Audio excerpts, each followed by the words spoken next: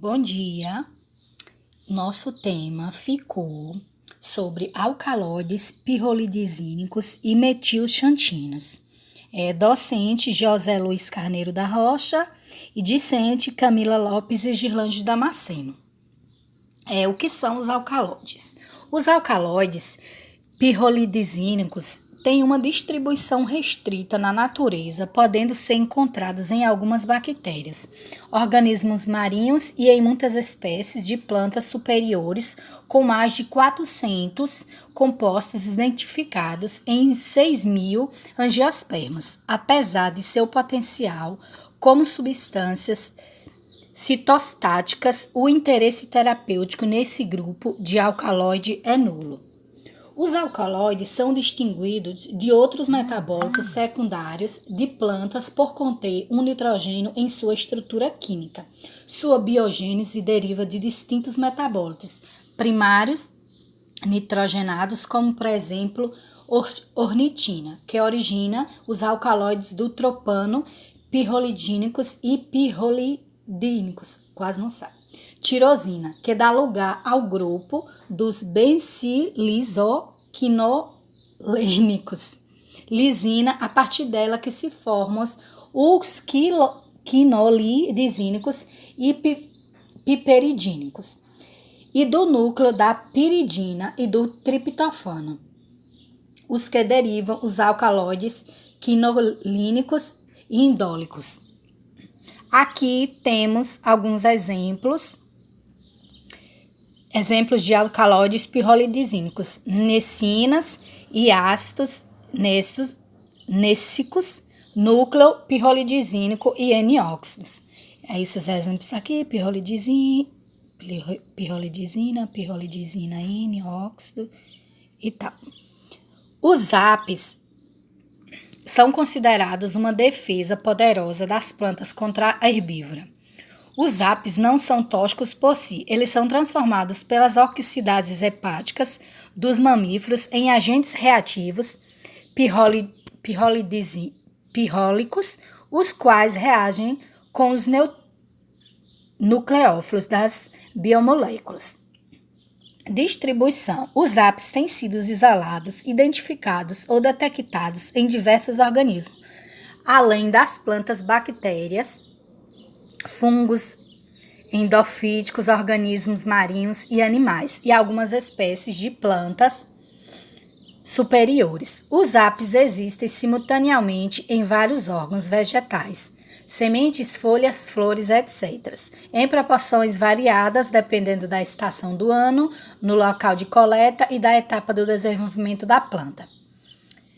Biossíntese. Do ponto de vista biosintético, tanto as necinas como os ácidos néssicos são formados pelo metabolismo dos aminoácidos. No caso das necinas, o esqueleto bicíclico pirrolidizínico é formado via putrescina, que é derivado do aminoácido arginina, apesar do aminoácido não proteico, ortinina também poder atuar como precursor.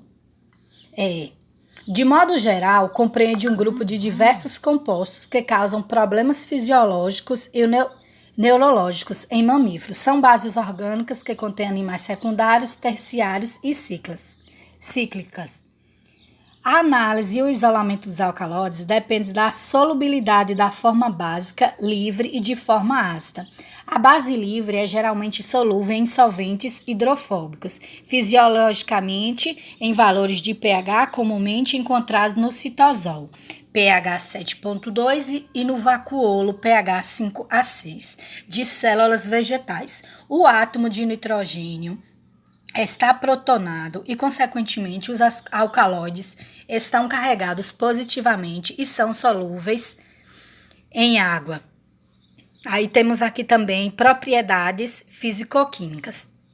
Os apis são compostos polares e termossensíveis, podendo ser alterados durante o processo de secagem e extração. Durante a secagem do material vegetal, as bases livres podem oxidar-se seus respectivos N-óxidos, e durante a extração, os N-óxidos. Costumam sofrer desidratação, térmica, transformando-se em pirroestóxicos. Dessa forma, tais processos devem realizar-se rapidamente com calor moderado, ventilação suficiente e sem contato direto com o sol ou com uma fonte de luz intensa. Métodos de extração e caracterização. Para a extração do AP, diversos métodos podem ser utilizados dependendo da finalidade da investigação. Para a obtenção e quantificação de alcaloides totais, os N-óxidos devem ser reduzidos e suas respectivas bases livres durante o processo de extração. O material vegetal moído, fresco ou seco, é extraído com etanol ou metanol por maceração, ou por extração contínua em soques leite, nem sei como lê isso, professor, enfim. Aí, aqui é a parte da toxicologia. O aspecto mais importante das espécies vegetais que sintetizam AP está associado a uma alta toxicidade desses metabólitos.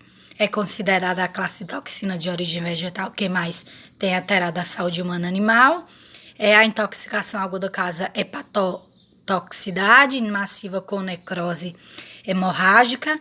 A explosão crônica causa alterações hepática, pulmonar e circulatória, podendo atingir rins, pâncreas, medula óssea. A exposição prolongada causa megalocitose, venoclusão hepática e pulmonar, cirrose hepática, hiperplasia medular, adenomas ou carcinomas. A exposição humana aos AP se dá pela ingestão acidental ou intencional de plantas, produtos, etc.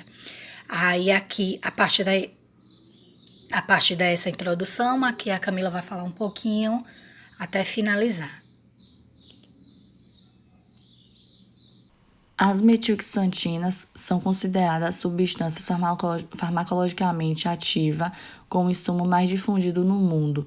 Elas são constituintes químicos de várias bebidas alimentícias ou estimulantes não alcoólicas, como café, chá da Índia, guaraná, cola e chocolate, consumidas como preparações caseiras ou produtos industrializados, tendo como grande importância econômica e cultural. As metilxantinas mais abundantes são a cafeína, a teofilina e a teobromina. A cafeína e a teofilina possuem relevante aplicação farmacêutica. A cafeína é obtida de fontes vegetais, principalmente do café. A teofilina é encontrada em pequenas quantidades no reino vegetal, sendo obtida para fins comerciais, sobretudo por síntese total. A biossíntese, os precursores biogenéticos das metilxantinas podem ser bases púricas livres, como hipoxantina, adenina, guanina e também nucleosídeos. A adenina aparece o precursor mais importante. A purina contém um anel de seis membros da pirimidina fundido com o anel de 5 membros do imidazol, e é bastante rara no reino vegetal, sendo comumente encontrado em derivados metilados e dioxipurina e as metilxantinas.